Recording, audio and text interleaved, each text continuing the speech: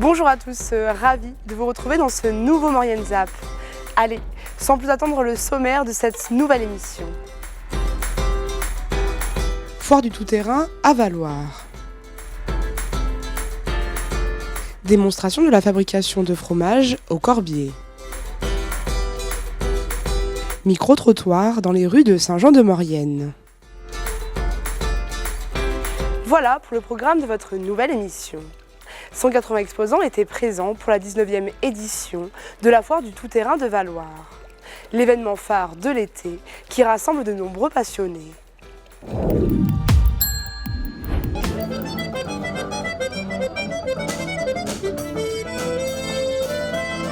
C'est au cœur de la station de Valloire que s'est déroulée la 19e édition de la Foire du tout-terrain. Après l'inauguration en grande pompe avec les élus et partenaires du salon, il est temps pour nous de découvrir les activités. Direction les Vernets pour les pistes d'essai. Et on a 3 difficultés là sur les parcours, donc des pistes vertes, pistes rouges et pistes noires. Donc les pistes noires sont assez difficiles. C'est ouvert à tout le monde, effectivement. Donc il y a les exposants qui viennent essayer leur véhicule, faire essayer leur véhicule.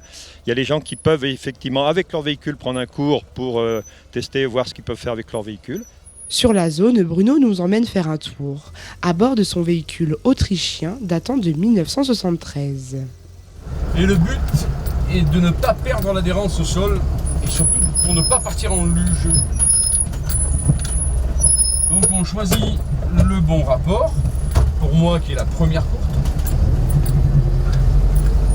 On tient bien le cerceau avec les mains. Pas de doigts à l'intérieur, pas de poignet à l'intérieur. Parce que sans direction assistée, on se retrouve avec des retours de volant et on peut se faire se casser les pouces et les poignets. Pascal était à bord de ce véhicule et revient sur cette expérience renversante. Et c'est impressionnant parce que la pente est énorme, il y a des trous, on a l'impression que que le 4x4 va se renverser et en fait il colle au sol et ce que j'ai remarqué c'est qu'il conduisait très très doucement pour bien épouser les aspérités et les trous. Une zone plus difficile, appelée trial, a été créée quelques mètres plus loin. Cette zone est réservée aux chauffeurs aguerris, avec des 4x4 spécialement préparés pour ce type de sentier. Toujours vérifier le parcours à pied, toujours. Comme ça on voit où on peut passer, si on passe pas avec le véhicule, pour éviter de le casser surtout.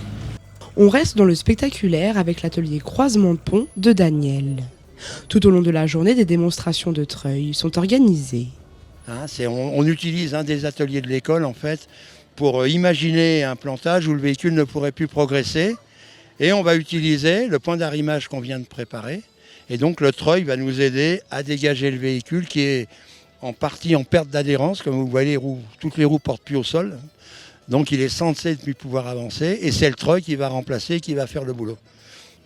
En matière de sécurité, quand on travaille au treuil, ce qu'on appelle sur un brin, puisqu'on a tiré un câble unique jusqu'au point d'ancrage, c'est de toujours poser sur le câble du treuil une masse un peu lourde, de manière à anticiper sur tout point de rupture qui pourrait se passer au niveau du point d'ancrage.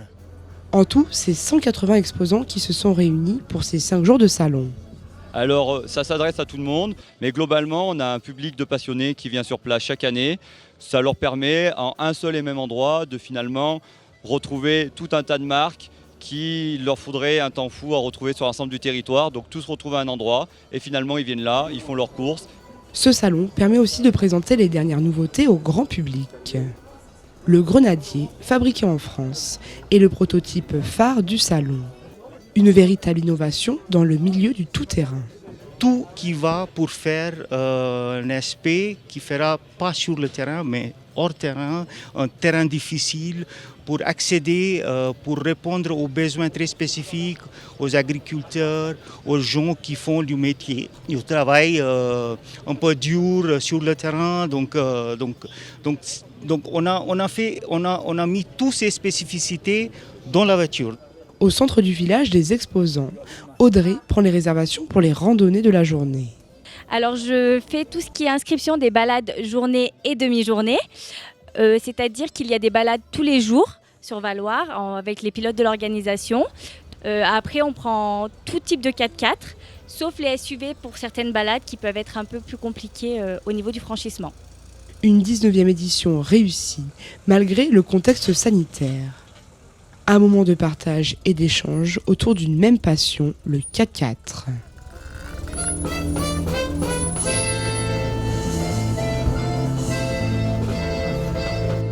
Voilà, bravo à la fanfare qui nous a interprété encore une fois une chanson savoyarde sous les ponts de Valloire.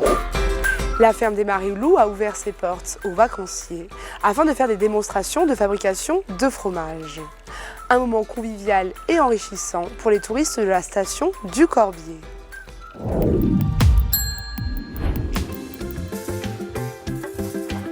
Durant la saison d'été, la station du Corbier propose des activités aux vacanciers.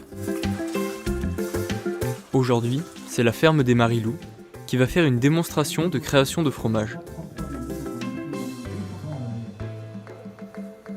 Déjà, donc, il nous faut du lait frais, bien sûr, lait d'alpage avec lequel nous avons travaillé là maintenant. Donc on monte le lait à température de 33 degrés. Ensuite on ensemence, on laisse cailler. Ensuite on décaille. Donc il faut avoir des grains style grains de maïs. Ensuite on met dans une toile, on remplit les moules et après ça fait la tome. C'est dans la continuité d'un partenariat avec la petite ferme de l'Aubrac, tenue par Jean-Noël de l'Église, que ce fromage lui sera remis. Tout au niveau sanitaire, on ne peut pas vendre ces fromages. Donc ils sont donnés à Jean-Noël pour élever, pour nourrir ses cochons.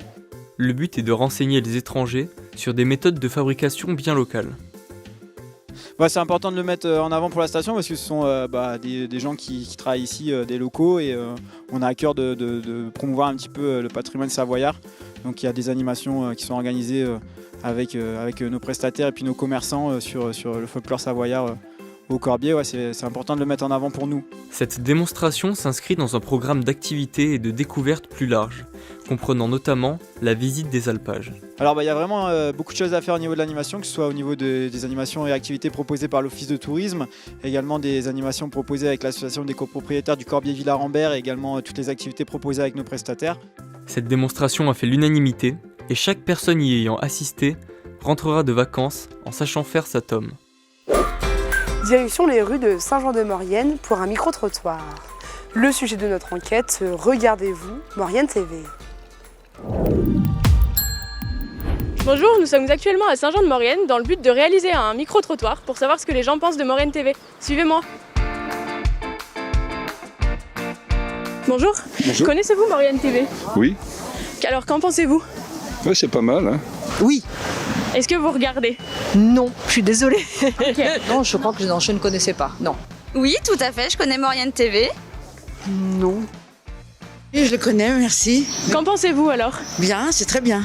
Ah, très bien, très bien, très bien. Ouais, c'est diversifié. Vous parlez un peu de tout, ça va. Vous êtes d'où? Nous sommes de l'Aisne. D'accord. Et donc c'est la première fois que vous venez en Maurienne? Oui, exact. Oui. Et qu'en pensez-vous? Je trouve que c'est bien, c'est une chaîne locale. Il y a plein de petits reportages sur la région, donc je trouve ça sympa. Est-ce que vous êtes au courant que la Maurienne a sa propre chaîne télé locale, où en fait ils font énormément de reportages donc de la Maurienne et des acteurs qui la composent? Vous saviez? Non, pas du tout. Pourquoi vous regardez pas? Est-ce que vous savez ou... Parce que je regarde tout bêtement les infos sur la 3 et puis après sur la 2. Enfin, c'est le rituel habituel, quoi. D'accord. Est-ce que vous le recommanderiez à vos proches?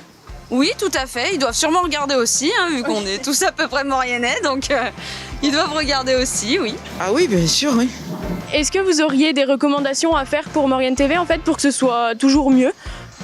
Bah, ma foi, c'est déjà, moi je trouve très bien. Informer les Mauriennais parce que quelquefois ils ne savent pas. Quand il y a des petites activités musicales ou au théâtre ou dans la cité, souvent les gens vont pas forcément à l'office du tourisme et finalement ils ne savent pas. Plus des activités culturelles, scientifiques, géopolitiques, ce genre de choses. Est-ce que ça pourrait vous intéresser de la regarder pour garder un peu contact avec la Maurienne si vous avez? Bien sûr, c'est la première fois qu'on vient, alors c'est très beau, c'est tout ce qu'on sait. Hein. Est-ce que ça pourrait par exemple vous donner envie de venir habiter ici ou de venir plus souvent? Oh oui, plus souvent, ça c'est sûr. Et est-ce que vous êtes au courant que c'est maintenant diffusé sur les box? Oui, je sais, j'ai sur la Free, la fameuse 949. Ah d'accord. 380, d'accord. Non, parce que moi je suis câblé sur la Maurienne, sur Saint-Jean-de-Maurienne et c'est câblé. Si ça vous intéresse, c'est diffusé dessus maintenant, c'est une nouveauté. Et donc pour Bouygues c'est la 320, pour Orange la 381 et pour Free la 949 si vous voulez un peu garder contact avec la Maurienne, des actualités, etc. D'accord, voilà. Pourquoi pas? Votre ZAP touche à sa fin. Merci d'être toujours aussi nombreux à nous suivre. Retrouvez l'intégralité de nos reportages sur les réseaux sociaux et sur les box.